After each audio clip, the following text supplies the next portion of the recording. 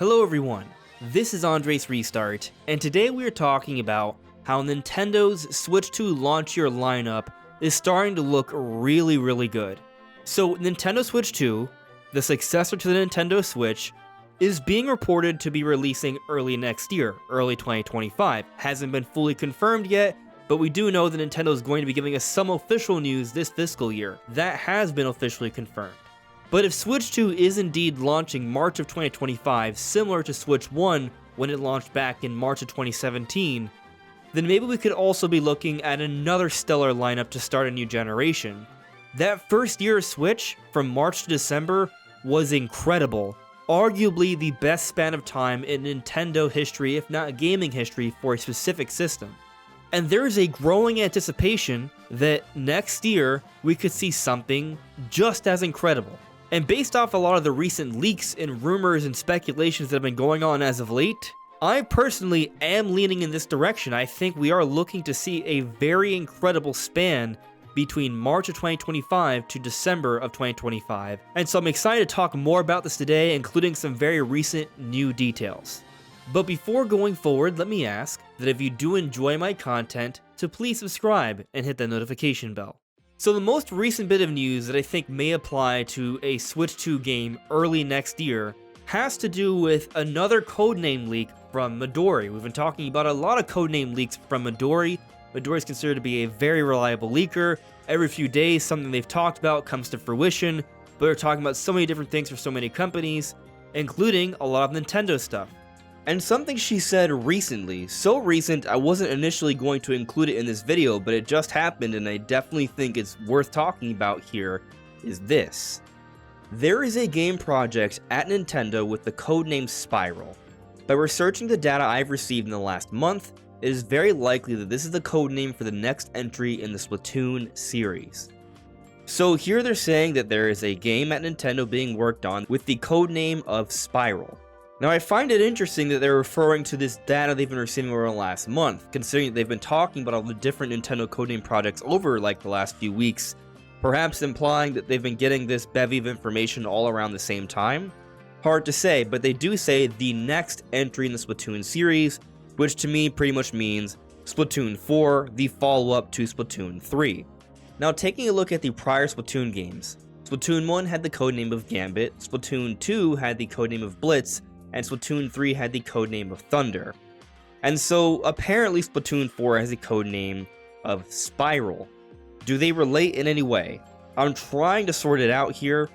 At least with Gambit and Blitz and Thunder, you can make some sort of argument that they're all tied to some sort of combat, something actiony. Spiral isn't necessarily as actiony. And I took a look at the Animal Crossing codenames, and for the Animal Crossing codenames, they have things like Forest, Garden, Lounge, Barbecue, Compass, Park. Now you might ask, why did I bring these up? Because the EPD team responsible for Animal Crossing is also responsible for Splatoon. And so according to what Midori has researched behind the scenes, they believe strongly that this is a Splatoon game, but I thought it was at least worth taking a look at these Animal Crossing codenames because I would almost argue Spiral, because spirals are abundant in nature, might be somewhat more similar to Animal Crossing than Splatoon, but the fact of the matter is Spiral is a very abstract term that can mean so many different things depending on the context, and perhaps we'll have no idea what Spiral means until we hear more about Splatoon 4 sometime down the road. Perhaps there's some sort of mechanic in mind or some sort of structure to the game, or even something that's happening behind the scenes that we may never understand that allows Spiral to make sense as the codename for this next project. But what's also a little bit of head scratcher for me is that we just finished up the DLC for Splatoon 3. Splatoon 3 came out in 2022. So to think that the next Splatoon project is right around the corner, it's a bit of a head scratcher. But at the same time, considering the consistent success of the Splatoon series, and how Splatoon has become the premier series for Nintendo Online, perhaps Nintendo will want something like a new Splatoon to be available very early on for Switch 2 to showcase the online abilities of the console. So this makes a lot of sense to me, and it isn't necessarily the case that they can't be also working on Animal Crossing at the same time. And when we consider how successful Splatoon 2 was as a launch year title for Switch 1, then I can definitely see how Splatoon 4 might be in that conversation. Now, in comparison to all the other games I'm going to be talking about in this video, this one perhaps I'm not as confident in coming out in the first year, but it's definitely looking like it's going to be available fairly early on. But just a couple days ago, there was actually another leak from Midori. Here she says, "There is also a project at Nintendo in development with the codename Anna. Elsa is the codename for Nintendo Switch Sports, so this title might be related." So they don't necessarily know that this Anna project is related to Elsa, but that seems to be their thinking, and I'm inclined to agree. So when we look up what Elsa and Anna are, well, they are the main characters for the movie Frozen. So they made Switch Sports with the Elsa codename, and maybe Elsa on its own is not that big of a deal. But when they make another game with the codename Anna, then there's an interesting implication. Something to do with Nintendo Switch Sports. And really, when you think about it, it makes a lot of sense that they should follow up Nintendo Switch Sports. I remember before Nintendo Switch Sports came out, I had a lot of arguments and conversations with people about this game and what kind of success it would see. I was arguing that, yeah, this is going to be a big seller for years to come. And so far, it's been continually selling. As of March 31st, 2024, it has sold over 13 million copies. It is one of the best-selling games on Nintendo Switch and growing. So I think it does make sense to follow up on this series. But Nintendo Switch Sports is a sequel to the Wii Sports series. Wii Sports on Nintendo Wii technically is the best-selling game of all time from Nintendo. Of course, it was packed in with a Nintendo Wii, but it was also absolutely a major contributor to its popularity. And then they actually followed up Wii Sports with Wii Sports Resort 2.5 years later. Wii Sports launched with Nintendo Wii Holiday 2006, and then 2.5 years later, or perhaps maybe slightly closer to 3 years, summer of 2009, they launched Wii Sports Resort. And Wii Sports Resort did not sell nearly as well as Wii Sports, but it still sold pretty good, 7.5 million during the Wii era. So this is a series that has strong sales potential, especially, I would argue, if it comes out in the first year of a new console. And that's where there's some speculation on my end here, because I think Midori is a pretty credible leaker, and most people likely are going to believe that this project is indeed in development, and based off the codename similarities, many would probably jump to the conclusion that it's based off something related to Switch Sports. But is it going to come to Switch 1 or Switch 2? Assuming they have a similar gap in development cycle here, about 2.5 to 3 years, which, if it's coming out in the first year of Switch 2, that would fit perfectly, then it makes sense for this title to come out sometime in 2025. And the thing about that first year lineup, a lot of the games we saw come out in the first year of Switch have continued to see evergreen sales throughout the Switch generation. They have continued to sell every month, year by year.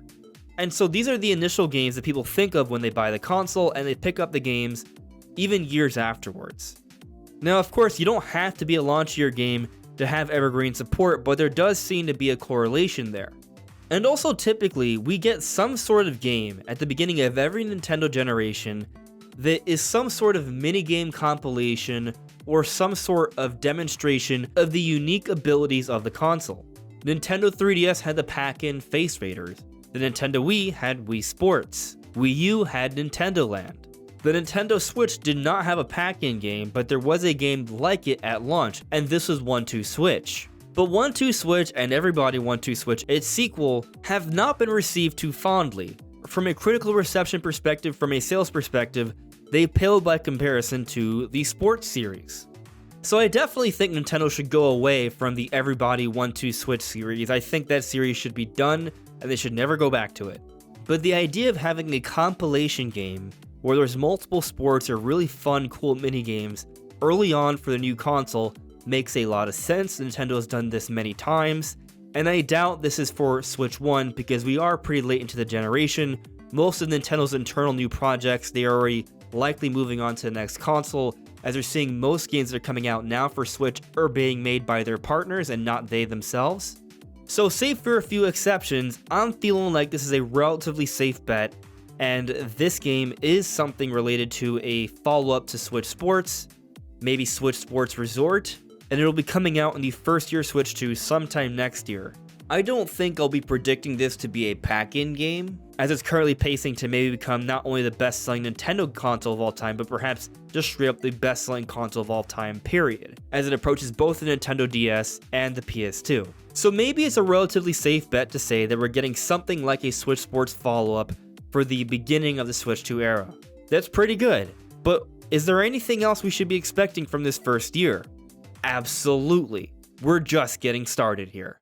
So many think, myself included, that the next installment of the mainline Mario Kart series will come out at some point in the year of 2025. Technically, the last Nintendo console mainline Mario Kart that has released was back in the year of 2014. It has been a whole decade since the last brand new Mario Kart.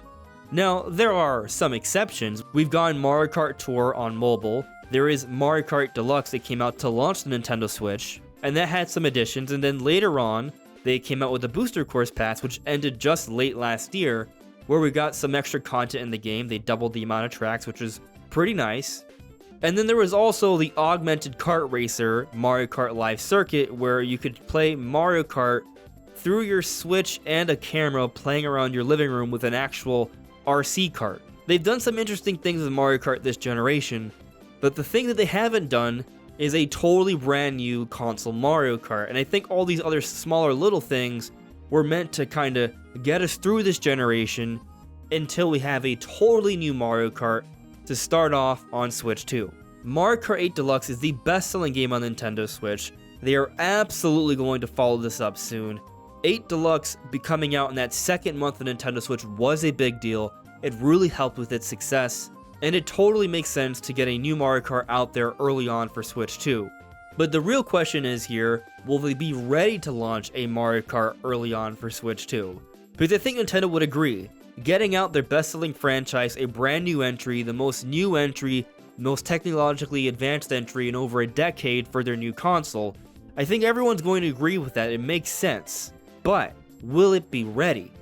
And if I were to place any bets, or rather I'll just call it a prediction, I will predict that they will be ready and a new Mario Kart will be coming out sometime next year. And I would say my reasoning is fairly simple. The team that made Mario Kart 8 also made ARMS. And while they may have had some work to do with the Booster Course Pass, outside of the Booster Course Pass, some support work for the overall Mario Kart series and what they did with ARMS, they haven't done anything the entire Switch generation, which is a very long generation. ARMS came out in 2017 as well. They haven't come out with a totally new, brand new game since. They've likely been working on something, if not a couple things. So I definitely think they've had the time. I definitely think they are going to be ready, and we will see Mario Kart next year.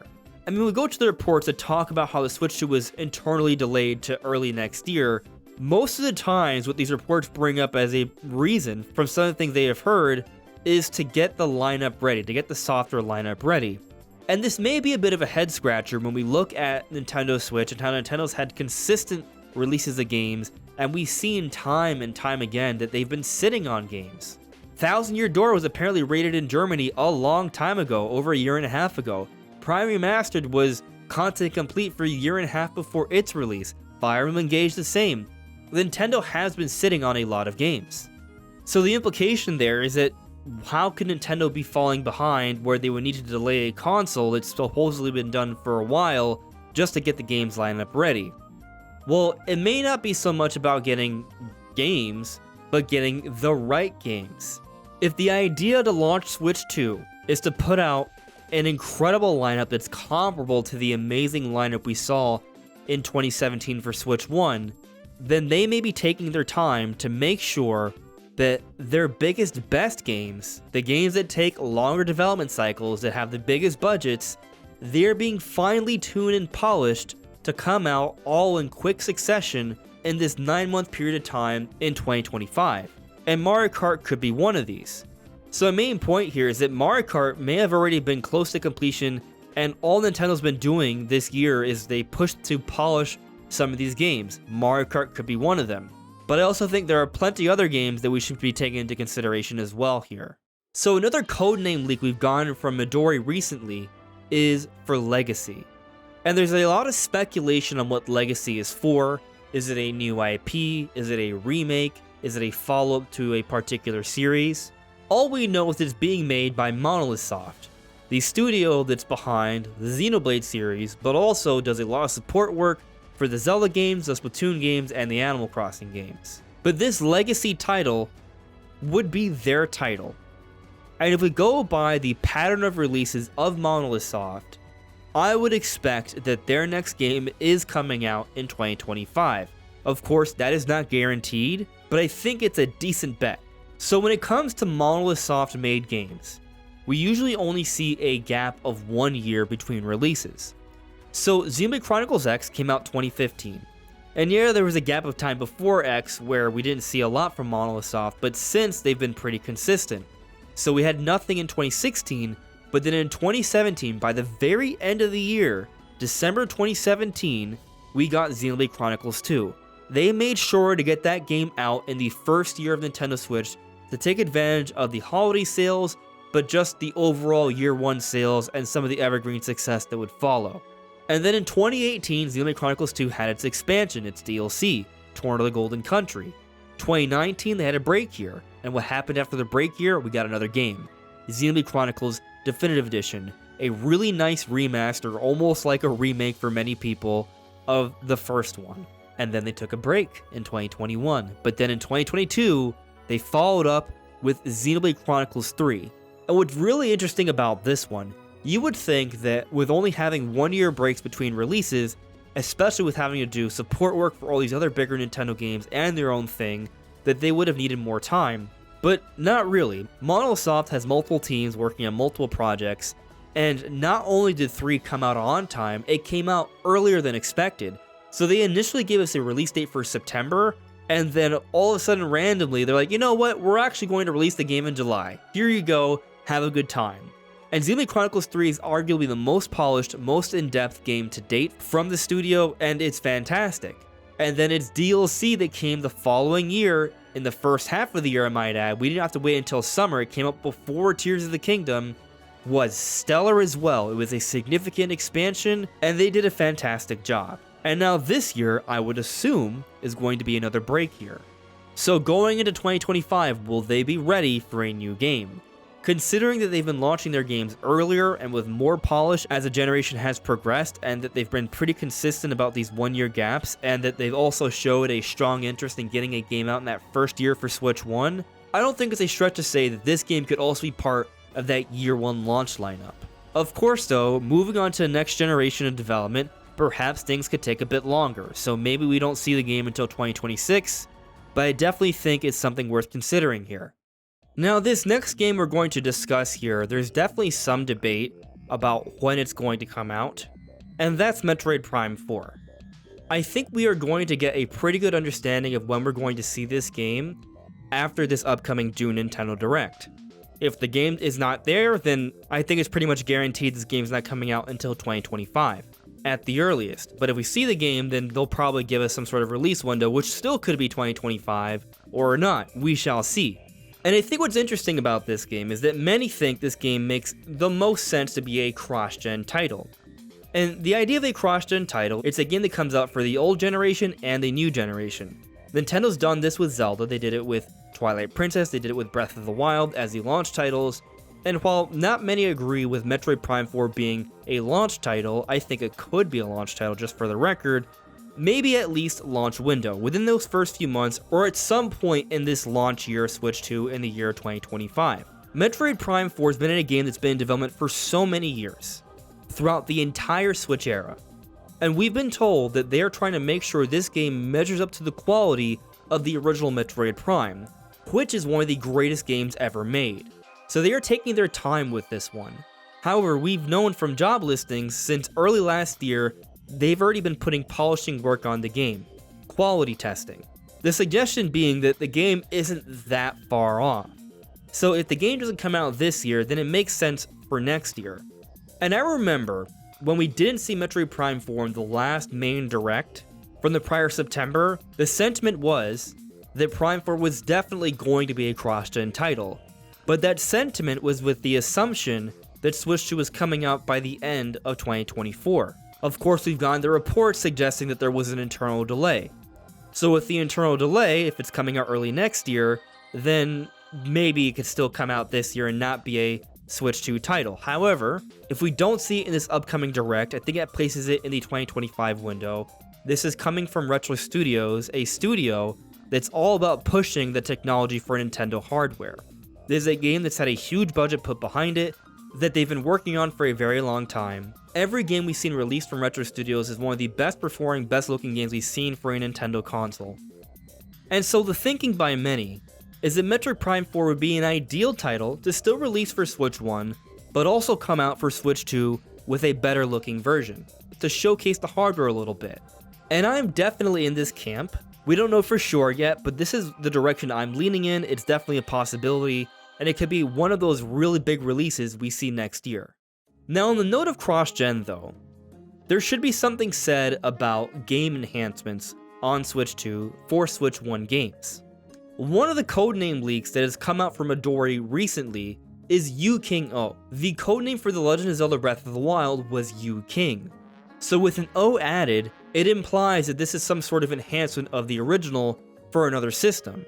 And many have thought that this letter O is somehow a hint to the codename of Nintendo Switch 2. It might be something like Ounce or Oz. But the main point here is that supposedly Nintendo is working on a project where they are enhancing Breath of the Wild. And what's interesting about this codename leak is that it seems to offer some validity to the speculation that the supposed Breath of the Wild tech demo that was reported from Gamescom of last year, where there was a demonstration of the theoretical specs for Switch 2 running Breath of the Wild in 4K at 60 frames per second with next to no loading times. So the idea here is that Nintendo may be working on a remaster of some sort. Now, I don't think a Breath of the Wild remaster would go over really well as a Switch 2 title. I'm not saying it wouldn't do well, I'm sure it will sell, but based off some polls I've done here on the channel, I don't think this would appeal to the majority of the Zelda fanbase. And I would like to think that Nintendo would be aware that a remaster of Breath of the Wild wouldn't be intended as a big seller. Perhaps this wouldn't even be intended as its own individual physical release. Perhaps it could simply be a patch or an enhancement we see for this game, and this is just one of many. Maybe it's not just Breath of the Wild that's going to get some sort of enhancement like this. Perhaps many big Switch games are going to get enhancements like this. Games like Splatoon 3, perhaps Smash Ultimate, perhaps Mario Odyssey, perhaps Luigi's Mansion 3, the list goes on. But enhancements like this could do a lot to really bolster that year one lineup for Switch 2. And from everything we've been hearing about Switch 2 when it comes to specs and support, and everything we've heard from different insiders suggesting that this console is going to have a lot of third-party games, it's not just going to be Nintendo's own lineup that's going to be really delivering here. Monster Hunter Wilds, for example, is rumored to be coming to the console, and me being a pretty big Monster Hunter fan, but also with my personal history of enjoying the series portably, I'm really pulling for a Switch 2 version of Monster Hunter Wilds next year. We shall see though. But to wrap things up here and discussing this potential huge lineup for Switch 2 next year, we gotta talk about 3D Mario. Yes, 3D Mario is rumored to be coming out next year for Switch 2, perhaps as the launch title, and it's been many years since we've seen the last mainline new Mario game. We did have a little bit of extra content in Bowser's Fury, almost like a mini campaign added on to Super Mario 3D World, a remaster from the Wii U era. And so that was pretty good, but in terms of a full-on new game, we haven't had anything since Mario Odyssey back in 2017. The Mario Odyssey team, we haven't seen what they've been working on since. What has it been? Well, perhaps it's the next big 3D Mario, and it's going to be a really big deal at the beginning of Switch 2. Which to me just makes complete amounts of sense. If we're not going to get a new Zelda because Tears of the Kingdom just came out last year, then we're going to need 3D Mario to launch a new console. If it's not Zelda, it's Mario, if not both. And so 3D Mario's gotta be here to make this lineup even comparable to that 2017 lineup, because 2017 had a new Zelda and a new Mario. And I think many agree we are going to see this game next year. It is going to be impressive. It is going to be a showcase for the console, and we're all going to be very hyped about it. So when you think about strong third-party support, a number of classic Switch 1 games getting enhancements, a new game from Monolith Soft, a new Mario Kart, a follow-up to Switch Sports, perhaps an enhanced version of Metroid Prime 4, maybe also Splatoon 4, and a new 3D Mario, we're looking at a pretty stellar launch year lineup for Nintendo Switch 2, and there could be more. But what do you think? Let me know in the comments below. This is Andres Restart. Thank you so much for listening and watching, and I'll see you all really soon. Take care. Bye.